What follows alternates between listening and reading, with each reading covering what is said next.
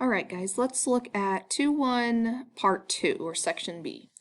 So we're going to start with the definition of perpendicular lines. You guys should know this, but if you don't, it's two lines that intersect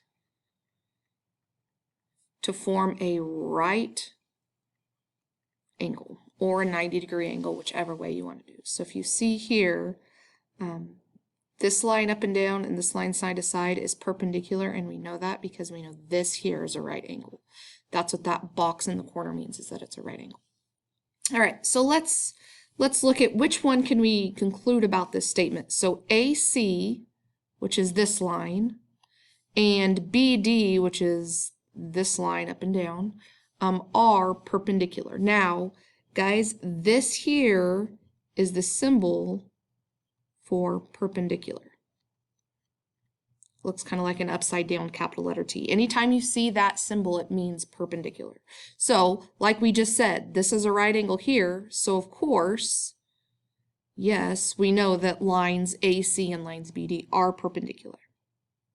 All right, so Part B says angle AEB, so AEB, so it's this right angle we just found right here, and angle CEB, so C to E to B, so it'd be this angle over here, are a linear pair. So guys, if you remember back from chapter 1, linear pairs are just two lines that are adjacent that form a line. So this line and this line, or this angle and this angle would be linear pairs.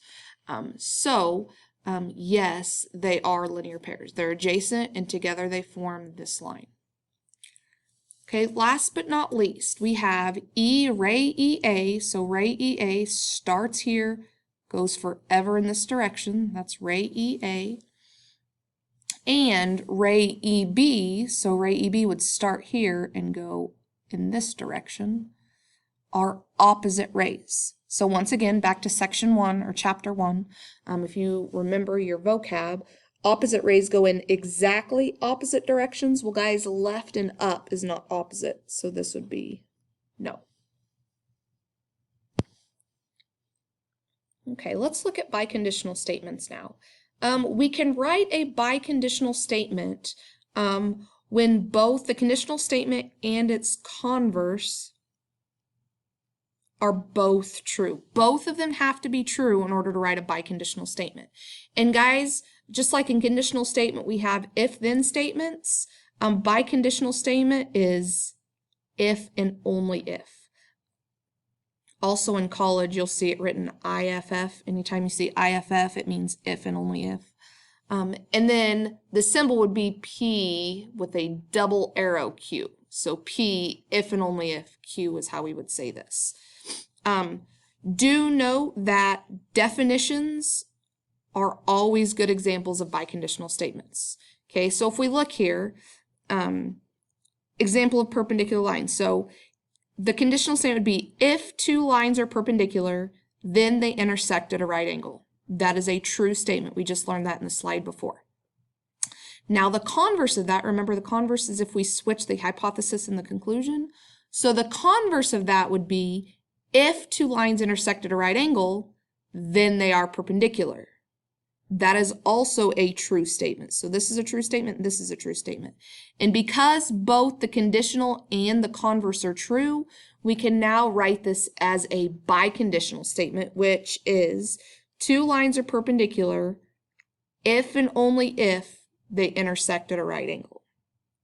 Or we could have written it if two lines intersect at a right angle, or we could have written it as two lines intersect at a right angle if and only if they are perpendicular. Either way is fine.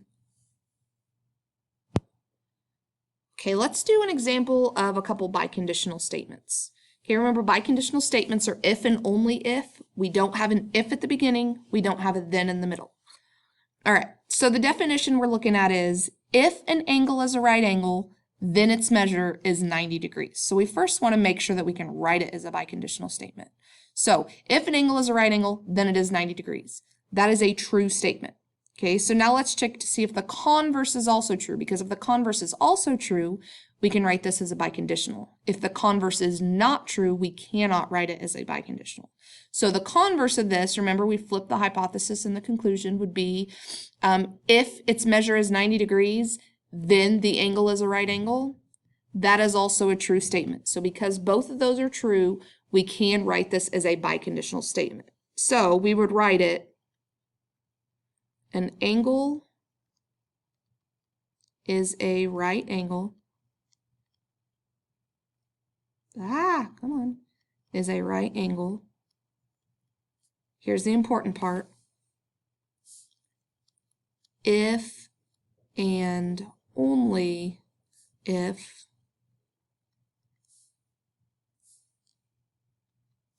it measures 90 degrees. Okay, so this if and only if is what makes it a biconditional statement. And no, we no longer have the if at the beginning, and we no longer have the then in the middle. Okay, now check this second example out. I want you guys to take a moment, try to do it on your own, and then I'll go over it with you. All right, so it says rewrite the definition of congruent segments as a single biconditional statement. So if two line segments have the same length, then they are both congruent segments. True statement. And if you flip that, if you do the converse, that is also a true statement.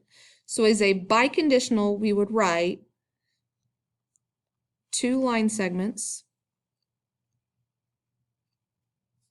have the same length.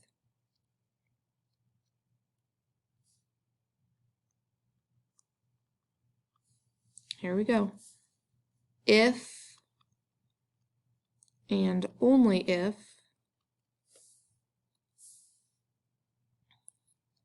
they are congruent segments.